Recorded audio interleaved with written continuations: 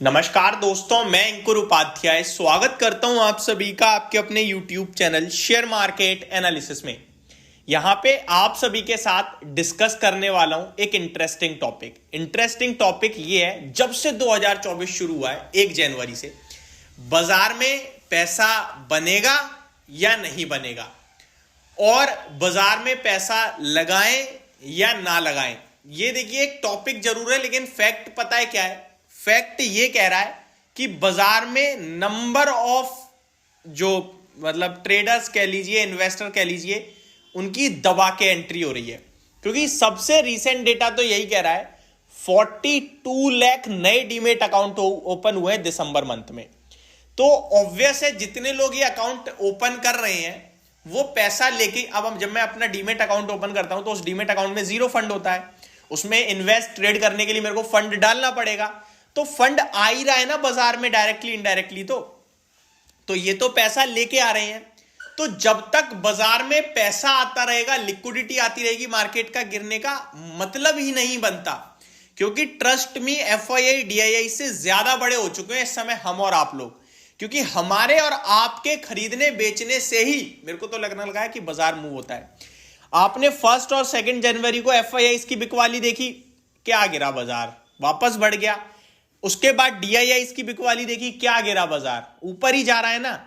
तो FII DII में से ये तो क्लियर है कि एक बंदा लेता है, एक छोड़ता है। हम लोग है थर्ड पार्टी जिसका डेटा नहीं आता है बाजार में सामने, लेकिन हम लोग जिधर प्ले कर रहे हैं उधर बाजार जा रहा है, ये दिख रहा है। और वहीं दूसरी तरफ इस डेटा से हटके मैं मार्केट की केवल प्रिडिक्शन करूं तो बाजार इस भाव पे रुक रहा है 21,700 21,600 के आसपास। ऊपर जाने में तकलीफ हो रही है।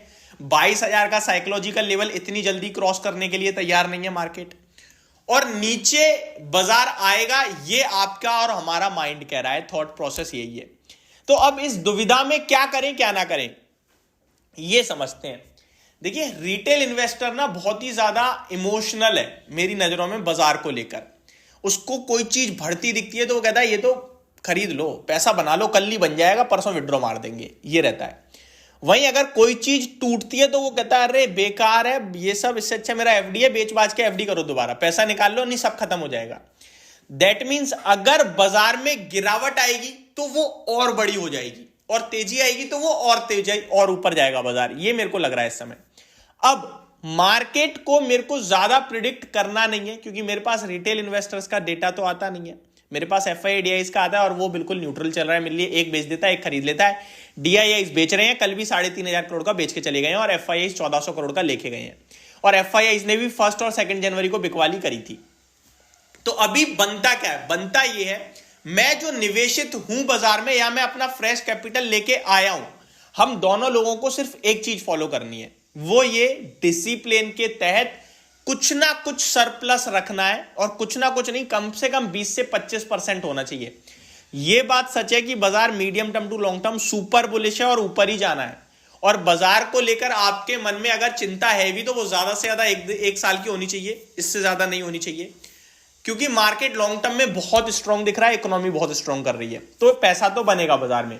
तो आप आओ, निवेश करो। देखिए, कहावत है बाजार में कि मार्केट में ना टाइमिंग करने की कोशिश मत करो, टाइम दो बस। आप आज शुरू कर दोगे, पैसा आज से बनना शुरू हो जाएगा। बेशक 4-5 दिन में लॉस आ जाए लेकिन बाद में बनेगा।